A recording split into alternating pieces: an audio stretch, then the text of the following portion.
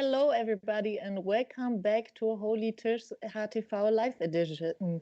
Today is our 12th live stream here on YouTube, and we are very excited. And we can tell you that now is our live ticketing online for our Future Food Convention in September from the 16th to the 18th. If you want to stay up to date to every news that we have, then subscribe to our newsletter and our YouTube channel. And also, we engage you to interact with us on this live stream model here on YouTube. You can post questions into the YouTube chat. My name is Joella, and my colleague is Thomas. Hi, everyone. Nice to have you around. Today, we have a lovely guest, Dr. Colin Sage. I met him during my time at university in Polenzo. He was my guest professor. And I'm a huge fan, so I'm very happy that he's here with us today. Our topic today is going to be the food system transformation, the power of food councils. Maybe I'm going to say a few words about Colin, and then he's going to take over and introduce himself. He is an Irish researcher and works with and on the interconnections of the food system, agriculture, environment, and well-being. He did a lot of field research in Bolivia, Mexico, and Indonesia, and traveled widely within Asia and Latin America.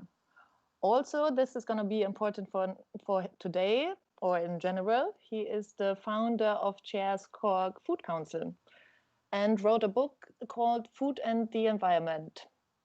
Also, right now, he is living in Portugal, and is co-writing other books at the moment, and is going to hopefully tell us a little bit more about it. Hello, Colin. Hello, Joella and Thomas.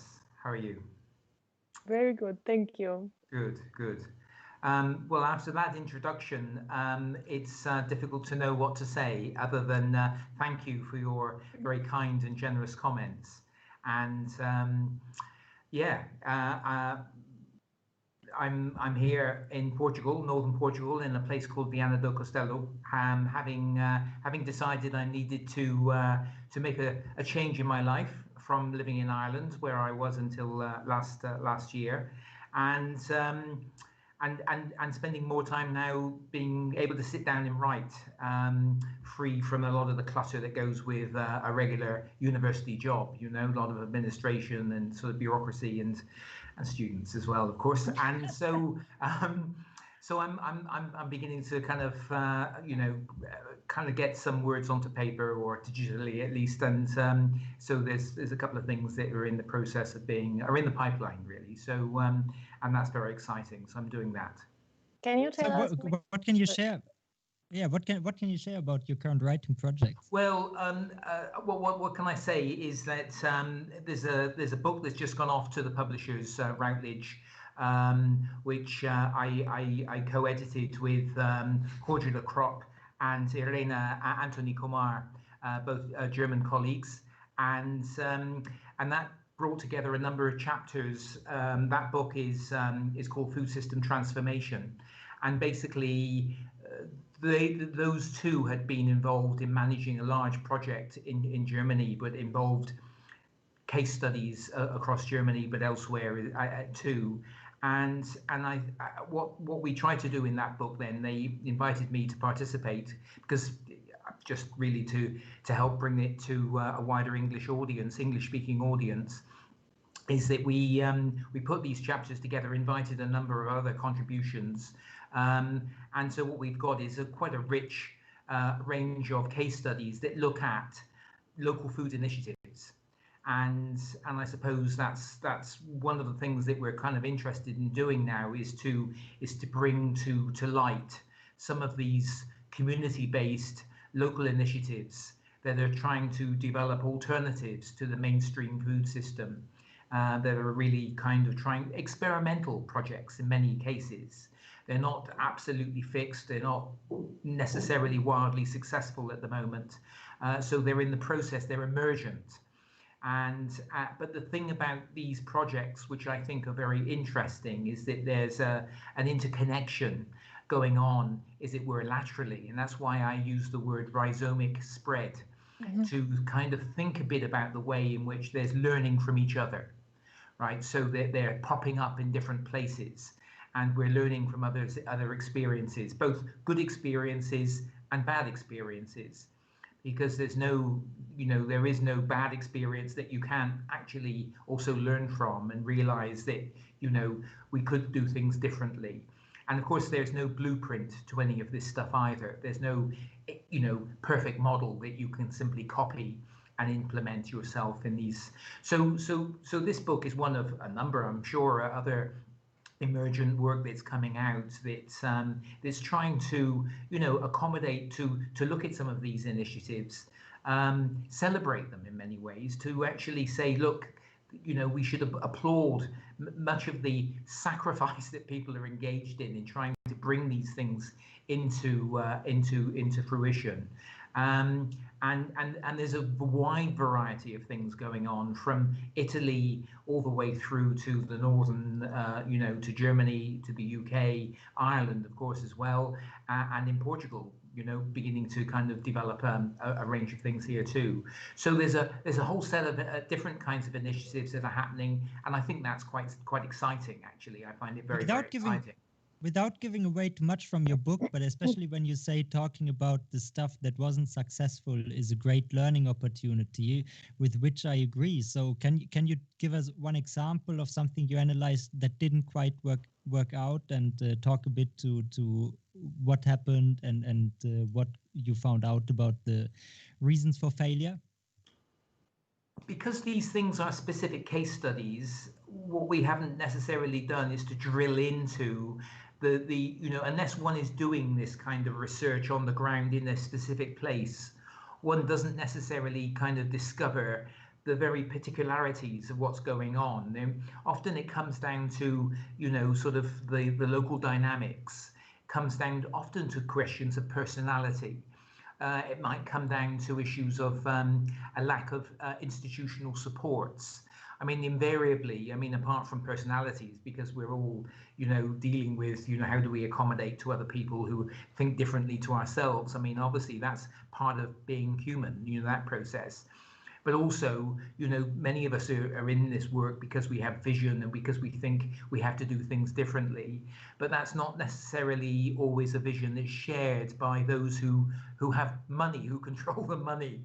So, you're looking, for example, and we might speak a bit more about this when we come to the question of food policy councils, is that, you're looking to develop something at a more formal basis to try to create something which, can be operationalized, working with local authorities, local councils, municipalities, trying to find ways of, and some of them are quite encouraging to begin with, but they don't often come through with support. And often there's only so far you can go before, volunteerism begins to run out of steam, that people begin to say, oh, for God's sake, I've been doing this work now for 3 or 4 years, and, I don't see any support. There's no money coming from the local authority, even though they like it, but they're not prepared to support it. So those are often the issues that arise, is that lack of funding to put somebody in place for perhaps, just 2 or 3 days a week, to allow there to be some momentum and some process happening. I would say money probably is one of the biggest obstacles to making these things successful. I can imagine. Coming to personal reasons or personal visions, what drove you to be the person you are now, or like going so much into food system, environment, and everything? Well, profound question. And I suppose it comes really from a process that has been lifelong. I finished my, I don't like to use the word retire, because I don't feel that that's an appropriate word for me right now. But I finished my 20-odd years of working at University College Cork last year. They said that I'd reached some sort of magical number and therefore should go away. And so I left. But it was an interesting moment, because it caused me to take stock of what I'd done, and really, I suppose, things kind of begun to, taking a reflective look back at what my research career, I suppose I was able to kind of, really appreciate that, that original work that I did in Bolivia for my PhD. I spent 3 years working in Bolivia in the early 1980s.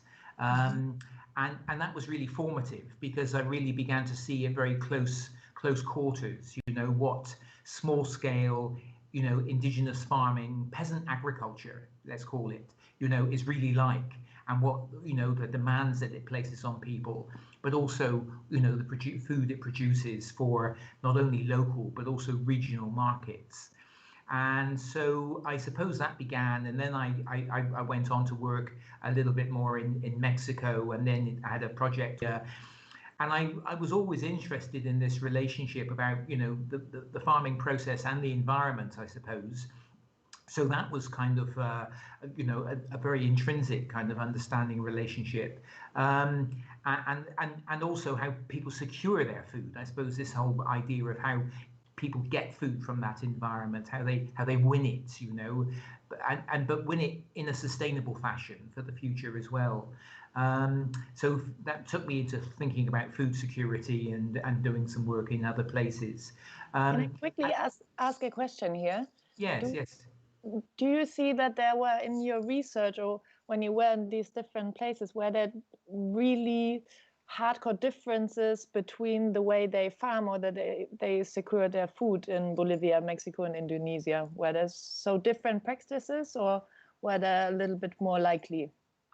Well, people are using the local ecology to produce foods that, in Bolivia, the dominant form of agriculture was to produce potatoes, because I was working in the highlands, and potatoes dominated actually alongside corn as another crop, but maize, but basically potatoes.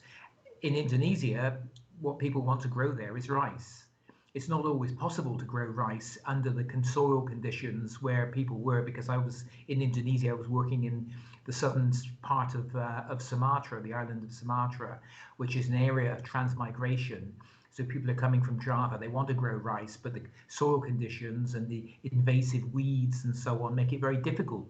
So they end up growing manioc, cassava, as an alternative, or maize as well. And it's, so they're seen as less desirable crops, but people are doing what they can under the environmental circumstances that they're confronted by. In Mexico, of course, everything revolves around growing maize, corn. Because it's such an important crop. Anything else that's grown is, like beans and so on, is really, designed to work alongside maize. So I personally, I find this kind of, this heritage that comes from the past, these cereal crops and root crops that we've inherited from, our predecessors, the way that they're used. Of course, there are improvements. There's breeding programs that help to, improve the varieties, and in many cases. But of course, then you have a whole process of much more a compulsive modernization that takes place, that then looks to, replace labor with mechanization, replace traditional farming methods with, particularly fertilization methods using, artificial fertilizers. And I've just finished another paper for a book on the whole nitrogen cycle, because the nitrogen cycle is one of the most extraordinary kind of experiences, actually. And it comes down to, German scientists really, who were behind this development of synthetic fertilizer, Fritz Haber and Karl Bosch. So the Haber-Bosch process for synthesizing atmospheric nitrogen into fertilizer has been a most, if you're a plant genetic improvement, you believe it's a miracle that this was done. And it is kind of miraculous that, this technology was discovered and utilized. But the consequence of that is that it has severely disrupted the global cycle of nitrogen. And so these boundaries that we work within, these planetary boundaries that are thought to, give us a sort of safe operating space for humanity, are being suddenly exceeded by flows of nitrogen into the wider environment, largely being driven by overuse of these synthetic fertilizers in crop growing. Now, it also means that we grow more food, so nearly everyone can get to eat. I mean, it's been suggested that half the population is alive today simply because of the Haber-Bosch process, right? We wouldn't be able to support 7.6 billion people on the planet if we didn't have synthetic nitrogen, as well as potassium and phosphorus as well in smaller quantities. But, the fact of the matter is that also those those flows of those nutrients into the wider environment are really quite problematic. So, that's where we begin to start to see some of the disruption that takes place to small-scale farming systems. Farmers become increasingly dependent upon using that because it's recommended they do. They use improved seeds as a way of better utilizing that. Then because they grow monocultures, there's more pests, and they start using pesticides. And I suppose looking at that process was something that I found extraordinary. It's not easy. I'm pretty curious when you were on your journeys, and you went to these countries and you looked at food production in a more pre-industrialized state, looking at indigenous food creation methods. What did you see? What did you observe about the relationship people had to food? Did it play a different role in the culture than, for instance, what you were used from Ireland, or was it pretty similar, the relationship? On the whole, very difficult to make those kinds of comparisons. I think people's relationship to food is rooted through culture. And so really the role that food plays within a particular culture is very distinctive, really. And of course, it also, the way that different plants and foodstuffs, the kind of ceremonial or cultural role that those foodstuffs play is very important too. And so, it's very difficult to make comparisons immediately in this kind of a way. You need to choose. I fully agree. I mean, the background of the question maybe is,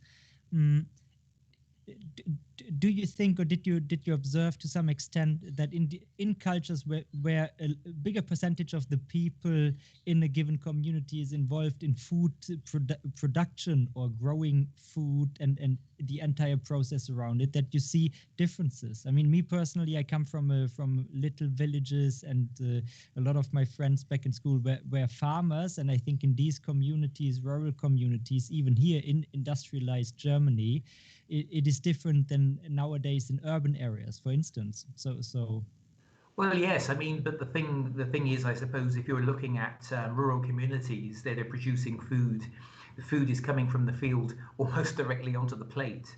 And if you compare, I suppose, I mean, our Western food systems, our food is coming via major supermarkets. And I suppose the issue that we're all concerned with, and I suppose that takes us back to why people want to set up alternative kind of food producing arrangements, is to find a way of retrieving this kind of immediacy of being able to produce food that goes directly onto the plate, rather than being brought in from thousands of miles away and then being delivered to us via major retailers. So, but that requires a major reshaping of our diet. I mean, the implications of this are enormous, you see, because if it means we're going to start wanting to grow more local food because we want the taste and the quality of that local food, it might also mean that we have to sacrifice, Mexican avocados or Egyptian strawberries and whatever else it is, that is coming in from thousands of miles away. And this is what makes the food system, which is the reason why I'm starting another book on the food system right now, is because it's such a fascinating issue. Is how has the food system evolved to enable us to kind of create this? And of course, it's not us as individuals, other than as consumers, I suppose you could say, that's helped support this, but it's a process being driven by the search for profit. And so we've got some major corporations who've been incredibly successful at being able to establish, industries around supporting farmers, either through inputs or taking their food, processing those foodstuffs, turning them into products, which are increasingly, increasingly processed and refined. We call these products ultra processed foods, which are often lacking in nutrients. They may be rich in salt and sugars and so on. And of course, that's what gets, and they have banks of scientists encouraging, devising ways to enable us to become almost addicted to their particular qualities of taste and so on. So, we have to look critically at the existing food system, as well as say, yes, we could do with building alternative arrangements as well. Maybe here fits the first question of my father. I told you before, he likes to engage into the live stream. He's asking, do we need more food or do we need better food? I think that fits quite well here. Well, that's absolutely a brilliant question. That's a brilliant question. And of course, the issue is that between more and better is a challenge that we've been looking at. Now, if you are one of those that believe in the existing food system, the argument has been we need more food. We need more food. And often a marker of that is to say, look, at food prices are going up. There are empty shelves. It means that we have to produce more food. And so that provides an incentive, if you like, for ever more remote ways of using technology to grow food in, very remote from people's lives, in the pursuit of greater productivity. Those of us who enjoy food say, we don't need more food, we need better food. We absolutely need better food. We need more local quality food. We need to find ways of being able to harness the resources that we have within our region, and perhaps there will always be some kind of international trade in food. I mean, we'll always need to import our coffee, from the tropics, and bananas and things that I couldn't live without anyway, our tea and so on. So, there are always going to be those kinds of commodities being produced and being moved around the world. The question is, though, can there be other staple foods that would be healthier for us, better for us? Can they be brought from within more, proximate regions? But this argument between producing more food for the sake of producing more food, producing better food, is really a really critical argument. And that currently it's thought we produce enough food to feed 10 billion people. Right? That's the idea. We produce enough food to feed 10 billion people. We know that there are 1 billion people going hungry in the planet today. Yeah. And we're also throwing away between 30 and 40% of all the food that's produced is lost, doesn't ever find the human stomach. So the food system itself is broken, I would argue, because it's not doing what it could do to feed everyone more than satisfactorily, and certainly well.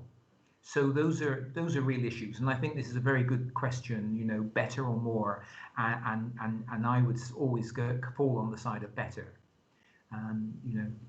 Maybe we can come from here to the problem solvers. Maybe like food councils can be one.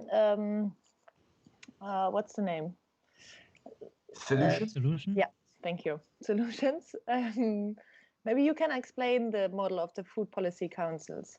Yeah, so I will, because it was my privilege to be involved in helping to create one in Cork, in the Republic of Ireland, back in 2013, and really many of these food policy councils, and I suppose where do they come from? I mean, I don't think there are many yet in Germany, but they've been really quite a feature of the landscape in the United States, in North America, Probably one of the most successful is in Toronto, in Canada, in fact.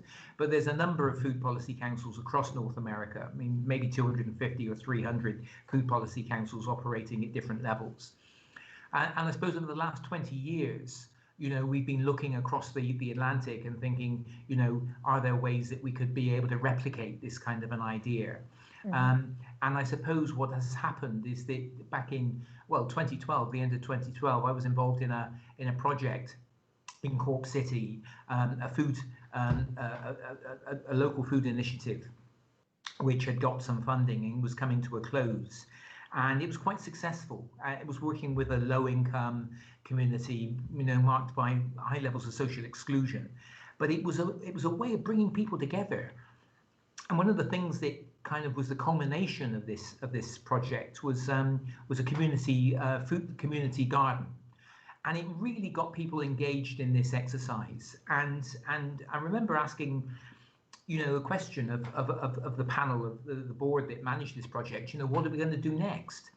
And it was a rhetorical question, but actually what began to emerge was this idea that maybe we could use the experience of this community food initiative in the north side of Cork City to see if we could roll out something across the city, and that's what we did. And so we had a meeting, we drew some people together, and we kind of created this thing called the Cork Food Policy. Can you maybe go one step back and tell us a bit more about the model that you observed in North America? So what was the basic model that you knew? Again, be careful. There is no singular model, you see. There's no singular model because different places will have done things differently. Some will have been successful and, survive. Toronto, exists very well, thrives today. Other places would have had, poor experiences. Interest would have waned and people would have, it would have dissipated.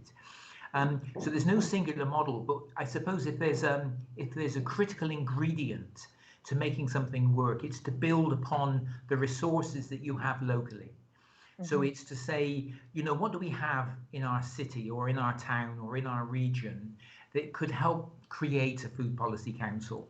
And I suppose what we had in Cork was a brilliant project, which managed by a brilliant person, Denise Capel, called Cork Healthy Cities, which is part of a wider WHO, World Health Organization network of cities that subscribe to this idea that they want to make their cities healthier. So it's not a kind of badge of honor that you've achieved.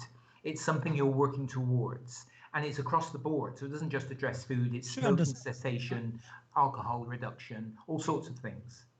Understood. But so is it, if you call it council, I would assume it's a more or less official organ that is somewhat adjacent to the municipal government. It is not, doesn't have any policy decision-making rights, but it is influencing. And Thomas, you put your finger on a really, really good issue of nomenclature. So words, the words we use. And if we use words that say, a bunch of friends together interested in food, it's not going to be taken very seriously. You appropriate the word council. You've established some legitimacy for yourself. You've already begun to start to say, we're serious about food. We want to do something which is going to make a difference. So you start to legitimate yourself and get legitimacy in the eyes of other people by using these terms like council. But you're right, there was nobody came and authorized us to do this. But policy councils are a term that have become widely used, but sometimes networks or associations, or there are other words that have been used to describe the same kind of structure.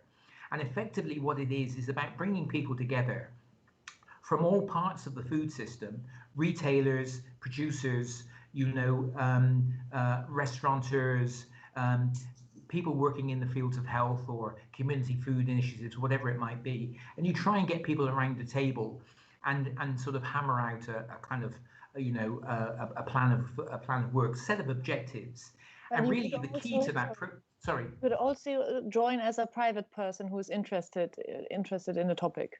Yes, as far as you can is to, I mean, when we started off, we were quite deliberate, I suppose, in choosing people because they had some expertise. But actually, how you democratize that process is is quite a challenging issue, right? It's not something we necessarily entirely resolved in Cork. But being aware of it's important, but how you kind of find a way of democratizing these kind of things, creating open meetings and pulling people in, finding ways of saying, well, look, having one committee is one thing, but maybe we want to create a range of other activities and so on. So it's a good question about how you do that. And I suppose, well, in Cork, what we did was pull people together, generate some ideas through brainstorming. And I suppose then what you want to do is to create visibility. So what we did was to launch ourselves over a weekend in March. Over the St. Patrick's Day weekend event, which is St. Patrick's Day is, of course, enormously important in Cork, in Ireland. And so in 2014, we had this event called Feed the City. And what we were able to do then was to utilize, well, there was already some interest and concern about food waste. And we contacted a major vegetable wholesaler who was throwing away at least a ton and a half of vegetables every week. They were just going to a landfill because, they were surplus, but they had to have them in case the supermarkets wanted extra. And they said, okay, we can give you a ton of vegetables, carrots and cabbages, whatever, and we'll bring it down to you. So we got a ton of vegetables that was perfectly edible, perfectly good material. And we were able to bring together students from the local college that were involved in culinary arts to chop up all these vegetables. And we cooked all these vegetables, and that all had to be done under health and safety kind of guidelines. And we served 5,000 bowls of curry to the general public. Yeah, that's amazing. And it was an extraordinary experience. It was really an extraordinary experience. Once you do something like that, you create tremendous credibility for yourself, that you're able to launch an event like that. And the city council could see the benefits of this. So you are creating a community, right? Or a network? As far as possible, you're being able to do that, and you draw people in. We got tremendous amount of media attention as a result of that. I mean, national TV, national radio, national press, as well as the local media, of course. So it was a very successful event. Of course, it completely wipes you out for months afterwards because, it's such a stressful kind of demand upon the few volunteers that are behind all of this. But, you draw people together and you try and make something like this work. And it was incredibly successful. And of course, that puts you then in the picture where you then, nobody's questioning that there is a food policy council in the city, and then you begin to start to, pontificate, if you like. You begin to start to say, okay, we think we ought to be doing this, and for example, the next year, the city council began a process of its 5-year development plan, and it always opens up that development plan process to consultation, but they like to hear ideas. So we made some very substantial proposals to the city council. We said, this has to happen in the interests of building a better food policy for the city. One of our proposals was that we should increase the area of growing food in the city. I mean, that was taken on board. It's incorporated into the development plan. Doesn't mean that the city has done much about that, but it's part and parcel. We also recommended that we should limit the opening of fast food restaurants. Yeah, I remember that from your class, that there's like the no frying zones or something. No fry zones, exactly right. Yeah. Now, that wasn't accepted, because obviously they don't want to restrict business, wherever it wants to locate. Because they're concerned with the tax base for the city, and the rates that businesses pay. But, you begin to build a profile for yourself, and you make these recommendations and hope that some of them get taken up and, get acted upon. And that's all you can do. But I think it's just such a crucial and such an easy tool to ban like the fast food chains around the circle from schools, because the kids then, when they have their break or something or going to the school, maybe also it's an issue for kids from not so rich families, and they have not so much money or so much time to prepare a meal. time is more than anything. And, you know, you give your child some pocket money, you say, listen, go and get yourself something to eat at lunchtime, particularly in a society where there's not a strong tradition of school lunches. You know, we don't do school lunches very well in Ireland on the whole. You know, there are some exceptions. So children, especially at secondary level, children are accustomed to walking out of the school gates and going to wherever to get some food. And often that's the cheapest food. It's junk food, you know, it's French fries and, you know, and burgers and that kind of thing. And of course, if you have these fast food restaurants close to the school gates, then you've got, you know, this clientele that moves in. So we said there ought to be a sterile zone around these school gates. Now, this is a process that's not original to us. We're not the first people to think about this. But, you know, it's a policy issue which needs to be addressed. And it's not just around schools. I mean, I think in the UK, because they have a major problem of dealing with obesity in the UK, the issue is to say we're going to have to get some kind of a grip on the number of fast food restaurants or fast food takeaway. They're not really restaurants, they're fast food outlets. You know, they're selling, you know, cheap food to local people. And the problem is that, you know, the oversupply of that food in low-income communities is really a bit of a problem. But it's a problem because there's no alternative as well. I mean, yeah, how I think do you that is provide alternative for people? Yeah, this to me is like the critical point, right? You need much more, in my mind at least, you need much more entrepreneurial solutions of people providing alternatives. And I know there are now a bunch of people, like for instance, in Germany, we have a chef who used to be a chef in I think even Michelin-starred restaurant, but he said, okay, he's now going to, the German word is Kantine, and it is the canteen, right? Into a canteen and trying to make very good, high quality nutrition food for the low price tag, so that you need to be able to produce it in the canteen environment. And these are really people who I think we should idolize, because that is what you need, just people who care even in these kind of cooking environments, not only people who care about cooking well in the top restaurant environments. Absolutely. And then I think, a lot is feasible. A lot is feasible. And actually underpinning that, Thomas, which I think is an extremely powerful point, is the idea that actually what has happened in our modern urban societies is that our food has become entirely individualized. So we're responsible ourselves for dealing with our food needs, our hunger.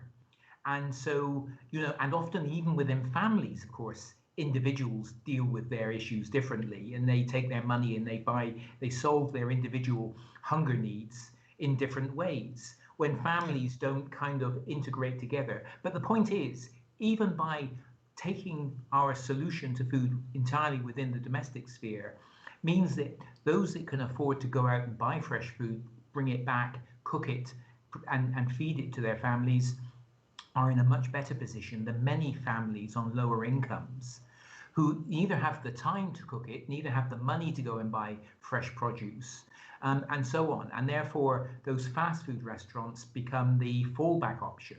But if we were able to imagine food much more, well, there's a term that's being used much more widely now around thinking about food as a commons.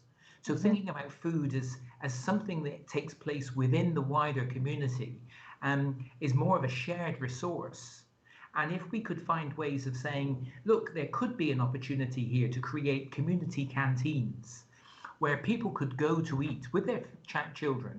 There's no, you know, what's the word? There's no, it's not like a soup kitchen. So there's no sense in which this is only for the super poor. You know, this could be something that, and it might serve only organic food and so on. And meat might not be much of an option there, you know, and so on. But the food will be cheap, and it will be incredibly well cooked.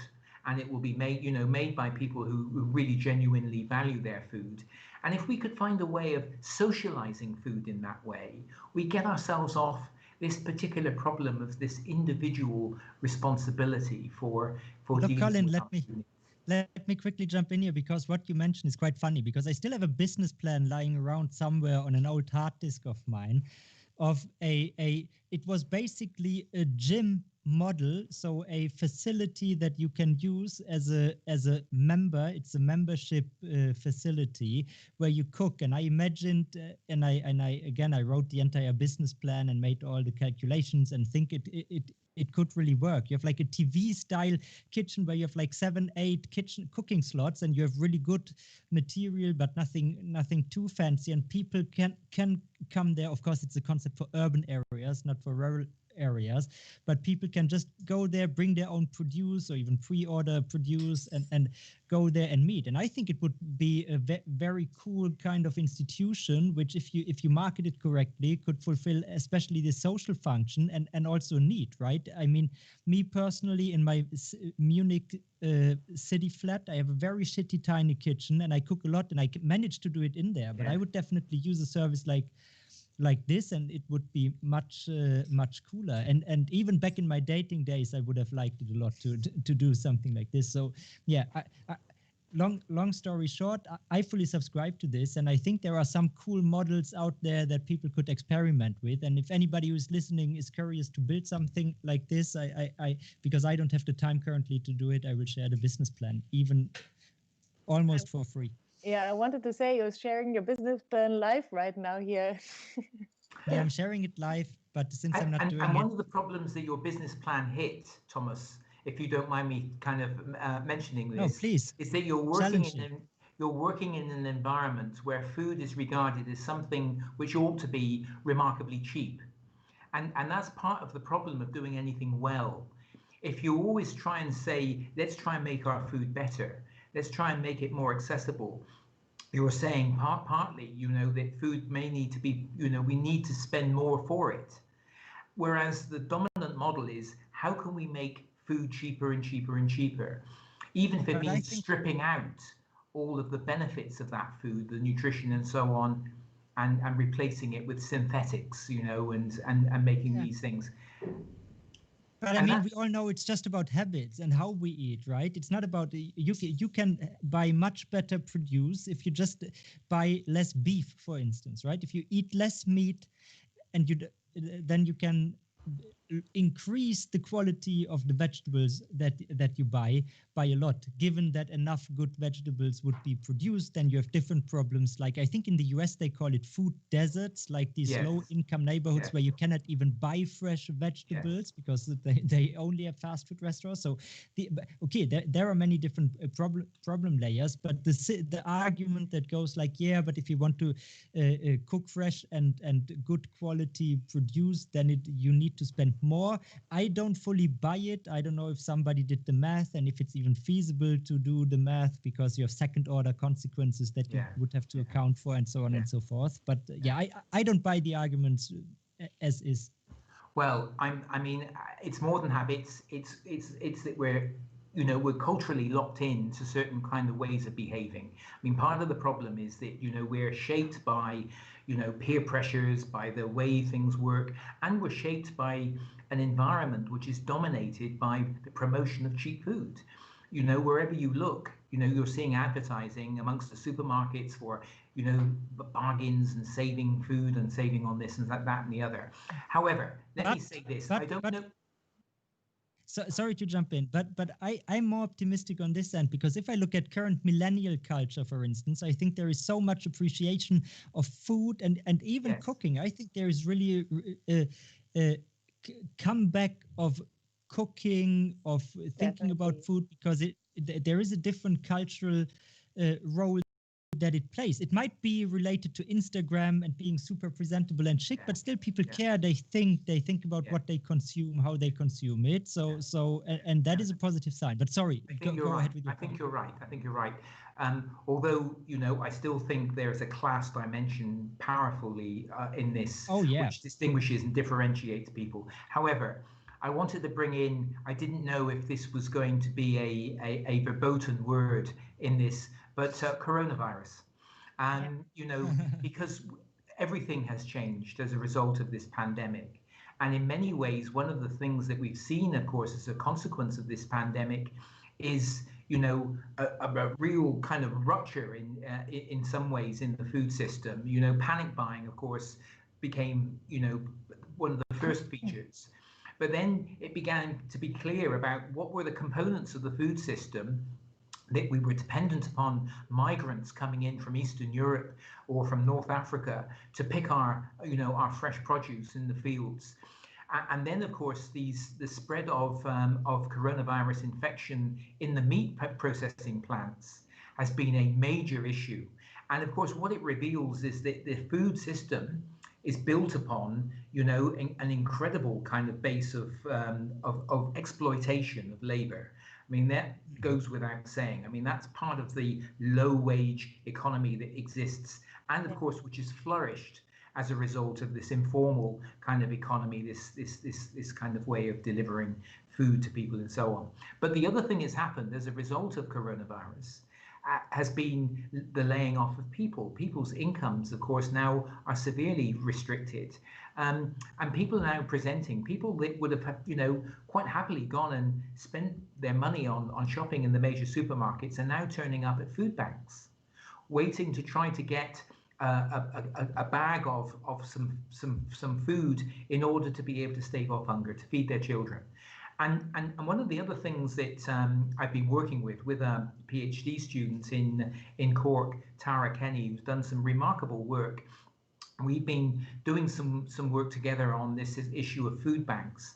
And I have to say, one of the other issues around the food system, which is problematic for me, is the rise of this surplus food, the same surplus food that we were able to benefit from in 2014, the food that was going to be thrown away, that we were able to cook and serve to 5,000 people. Every week, that food is coming through all of those supermarkets, but many of them, much of it is not actually raw, unprocessed foods. It's mostly all, you know, packaged food, which is becoming close to its best before date or use by date. And therefore, it's then being dumped into this charitable food sector, which is growing and growing and growing, and which I think is also problematic.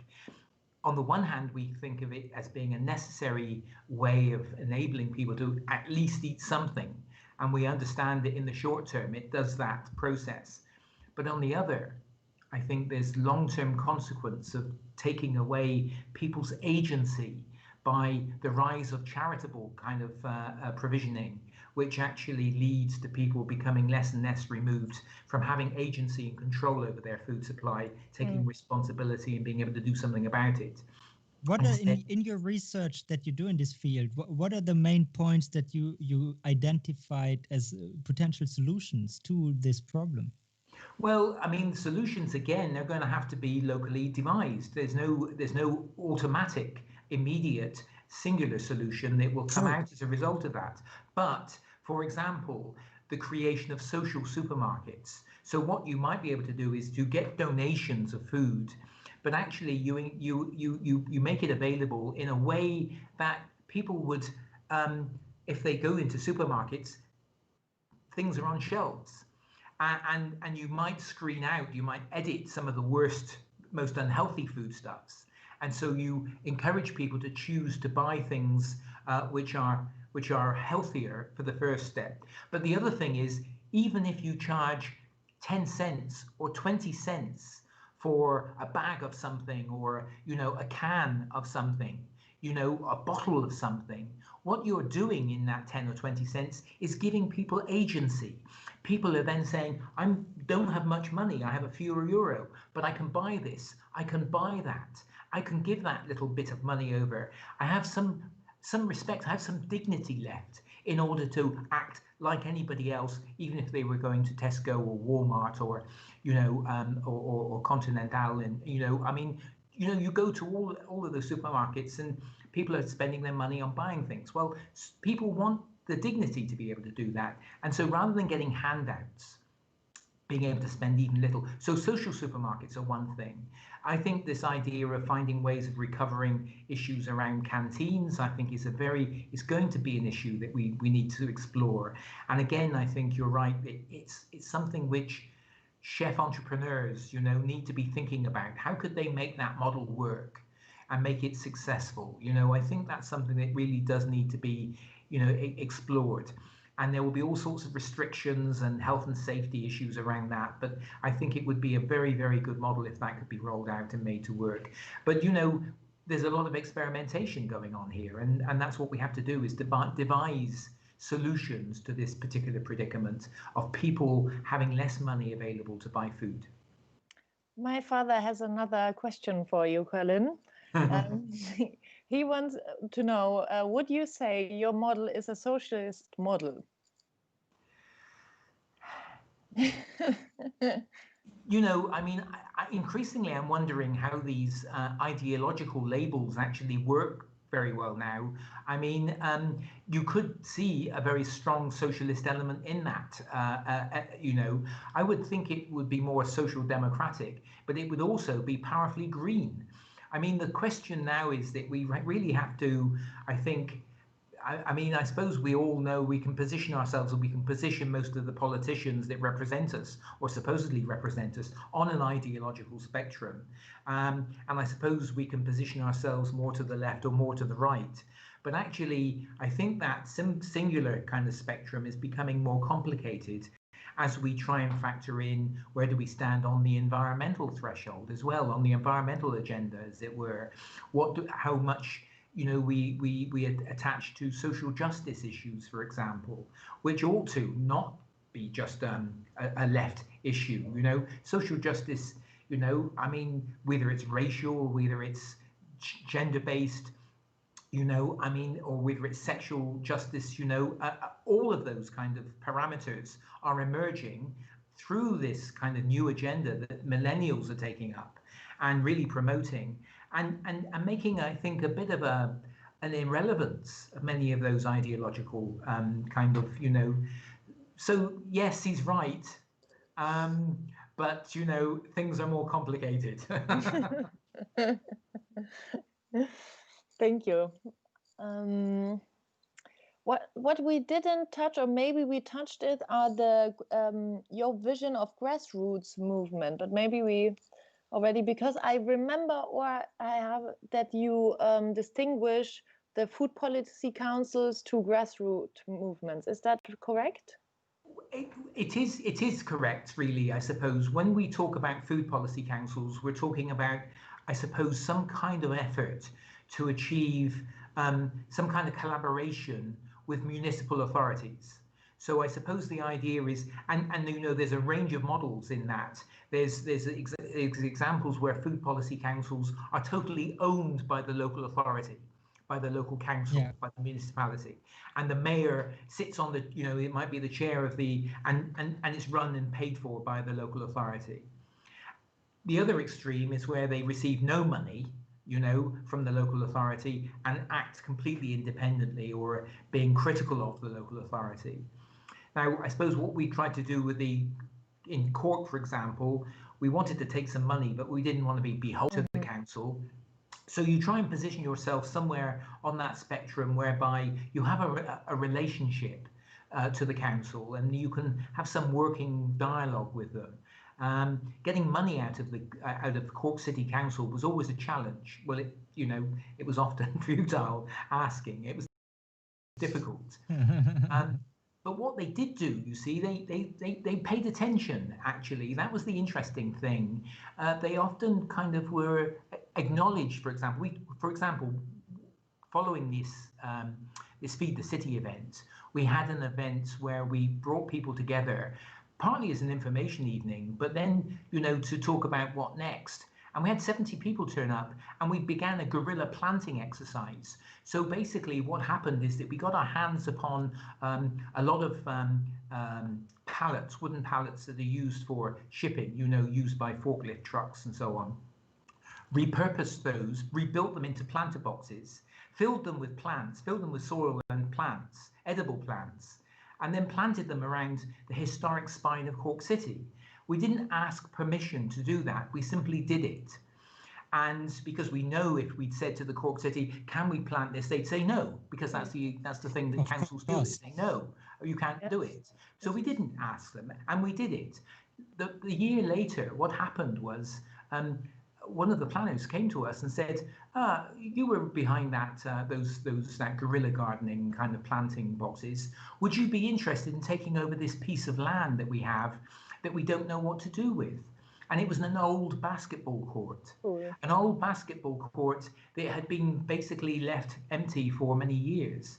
And so what happened, we said yes. Now we said, will you put in power? Will you put in water? They said no, because that's the only answer they know. No, they wouldn't. But what has happened is that we created, or other people, not me, but other people created a sustainable food lab in that location. And so everything is operated in planter boxes, because there's tarmac, because it was a basketball court. Underneath the tarmac, we don't know what's there. It could be quite toxic, because it was a cemetery at one time as well. We don't want to lift the tarmac surface. Do you know? Yeah, makes sense. I mean, there could be skeletons finding their way back up to the surface. So we keep it sealed.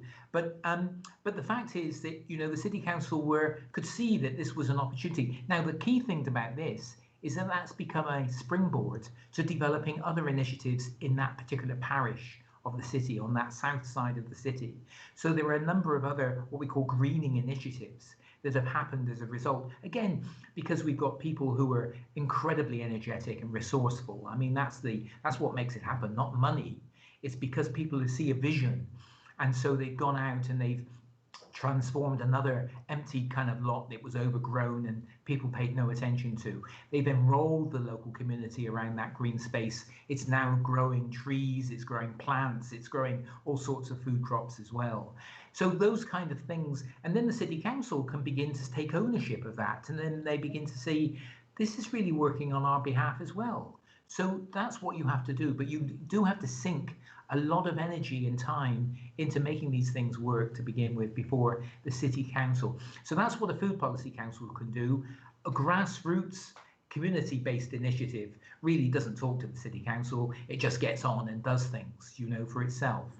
But of course, it's always going to be dependent upon the energy of the group, really, and and if it wants to get support but those things can also work, and there have been some good examples of those things operating and so on. Do you think that food policy councils from different cities or different countries maybe are in communication with each other or talking? Oh yes. Well, you take the UK alone. The UK. There is a Sustainable Food Cities network, nice. Which has been incredibly successful. I mean, it's been phenomenally successful. The benefit of that network is it also has received funding from charitable agencies, quite a significant amount of funding.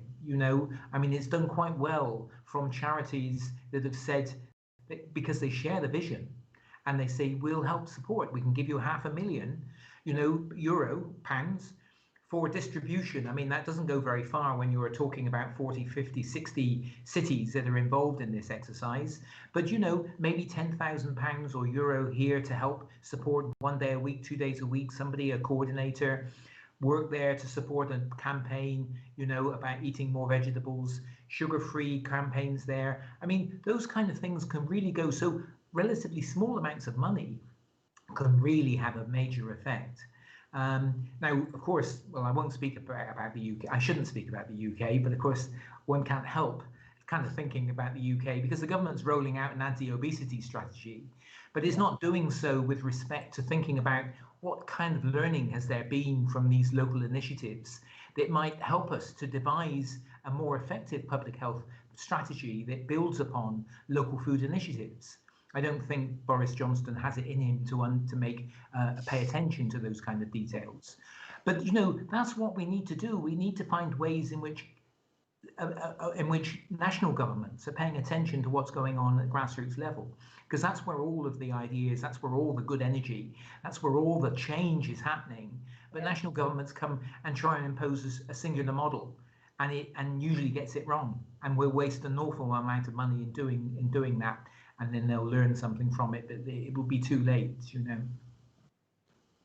I think you're right. Yeah, I think maybe it's also about the marketing strategies from the grassroots movement to be visible again, like you said before.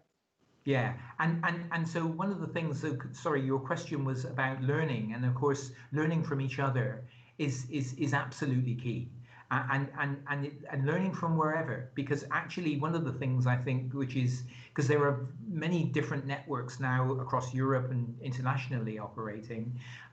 In the Netherlands, there's this organisation RUAF, which has strong links to countries in the south. So it brings back examples of what's going on in Colombia, or it brings back examples of what's going on in Uganda. Super And cool. says, but we can learn from these countries. It's not a one-way flow of knowledge. It's not that, what's going on in Amsterdam or Rotterdam or Berlin has to be exported to these countries in the south. Actually, some of these cities in countries of the south, in Colombia, in Latin America, or in Africa, we have a lot to learn from them, those countries. There are a lot of experiences. Some have been successful, some haven't been. But you can learn from those experiences and bring them in and say, is there a way that from that, not replicate them, but simply, is there something we can learn? And I think that's where the sharing is. It's much more horizontal. It's not so limited by, boundaries and so on. And so I think, and that's what makes it, I think, exciting right now for these community initiatives to be sharing experiences between themselves, which is why, we're producing a book, which is a kind of an academic book, but it's also about celebrating some of these initiatives and hoping that, it will also enable other people to take up experiences and use them elsewhere. I'm so looking forward to your next book because I loved your last book, Food and Environment. So I'm very happy that you keep on writing. Thank you, Joelle. That's very kind of you. Yeah, no, I appreciate it. So, well, it at a time when one is locked down and you haven't very much else to do, catching up with some writing was long overdue. So, so it's been a bit of a lifesaver for me, I have to say, over the last 6 months. So it's great to see that, and my collaborators. I'm not doing all of this independently because actually I find that my ideas come from engaging with others, co-authors, co-editors. Because there's an enrichment that happens. There's a chemistry that happens, and more especially one of the books that I'm just been working on this week and has to go off to the publishers in 10 days is around transdisciplinarity. So we've been engaged in this exercise at University College Cork in thinking, how do we learn from each other, from disciplines? Universities have become locked into silos very much. I mean, going to the University of Gastronomic Sciences is one of the few places where people kind of share, but many other universities, they're locked into departments of engineering, of sociology, physics, whatever it is, medicine, of course, which is out on its own. And so we've just been putting this volume together, which brings together people working in the field of English literature, medicine, particularly geriatrics, around energy engineering, and so on. Trying to find a way of sharing our experiences through language and understanding the power that metaphor has in actually shaping our understanding of the world. And so we've been exploring, interrogating this idea of metaphor. So that's this book is coming out, is this metaphor in helping to frame problems, but also devise solutions. And that's because we're using examples from many different walks of life and applying them to very different contexts. That's what metaphor is all about. So yeah, that's another project which I think is quite exciting. And that's why collaborating is so necessary. It's not only interesting, it's absolutely vital for us to do that kind of collaborative work now. So we can I think we could easily do another hour on this topic alone, because even from an innovation standpoint, it's so important to have this multidisciplinary team setup and people thinking not out of, but outside the box. And that is lacking. A good book recommendation, I think I gave it to you personally already, but also to our listeners here, is David Epstein. He wrote a book called Range, which is a brilliant book as well on the subject. So I think we don't have the time today to go into detail about this, but I'm yeah, I think even for the Holy Tisch community, it would be very interesting. So I'm looking forward to receiving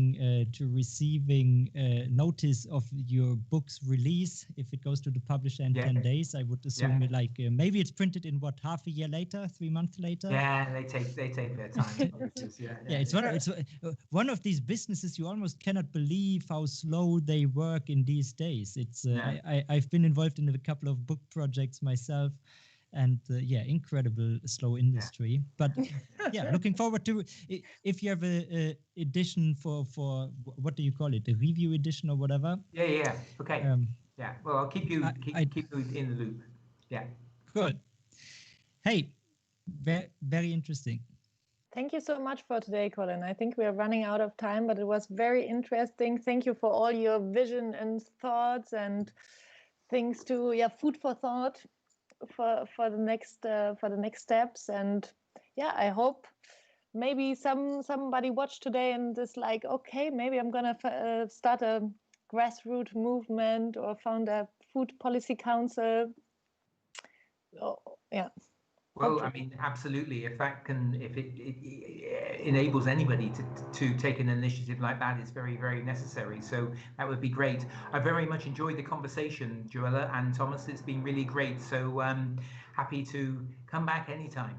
Yes, please. Sure. That's going to happen for sure. Yeah. Okay. Cool. So Joella, do you want to do the advertising or? No, your better marketing strategy with that. Well, okay. So thanks everybody out there for watching. It was one of our, I think the not the final, but the second to last HTV before the Holy Tisch Convention. If you want to join the Holy Tisch Convention itself, then what you can do, and what I, of course, heavily recommend to do, is visit our website, holytisch.co, and then from there you will be able to find the tickets which live on the platform Eventbrite, which you might also know, and there you can get your ticket. Tickets are free, so you don't have to pay for our virtual convention. And we have 3 days of programming that is really, really awesome. All the details are on our website, and I can just heavily recommend you to do so. And we are looking forward to it. Sadly, Colin will not be part of the convention this year. I hope next year in the follow-up, and we will do a follow-up HTV. And on that note, don't forget to subscribe here on YouTube, and have a very great evening, everyone. See you next time. Thank you. Okay, bye. Bye.